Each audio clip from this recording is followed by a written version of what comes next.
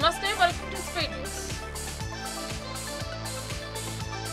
అస్పృశ్యత, అంటరానితనం, కుల వివక్షత వంటి సామాజిక రుగ్మతలను నిర్మూలించేందుకు పులే దంపతులు చేసిన కృషి అమోఘమైందని అభివర్ణించారు. మొదటి మహిళా ఉపాధ్యాయులుగా సావిత్రిబాయి చేసిన సేవలను కొనియాడారు.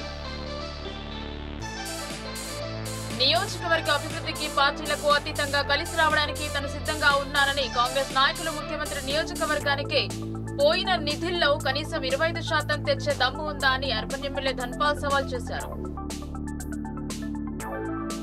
హమాలీ కార్మికుల న్యాయమైన డిమాండ్లను అంగీకరించిన రాష్ట్ర ప్రభుత్వం జీవో ఇవ్వడానికి నిర్లక్ష్యం చేయడం సరికాదని ఏఐటీయూసీ జిల్లా కార్యదర్శి వై ఓమయ్య అన్నారు.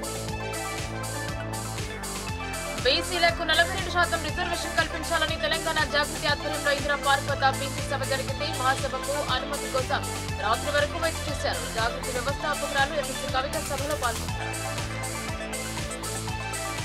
కానిస్టేబుల్ ఉద్యోగం పొంది 9 నెలల పాటు కఠోర శిక్షణ పొందిన వారిని ఇన్ఛార్జ్ సిపి సింధు శర్మ అభినందించారు. పోలీసు కుటుంబంలో చేరిన వారిని అభినందించారు.